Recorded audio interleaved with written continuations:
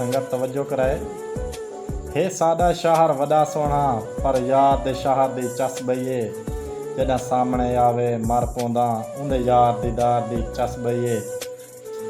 इतां हर कोई खेल हल वेंदा है उंदी खिल मुस्कार दी चस बईए। हिन हर दे यार वॾे सोहणे पर मैडे यार दी चस बईए। हिक ॾें ओसी तैकु छोड़ वेसां मैडे राहकूं दीदां लारोसें।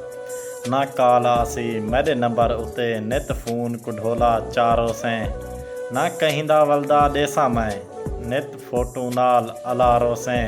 तैकु प्यार अकमल दा याद आसी तू मूंह विच उंगलियां पारोसें।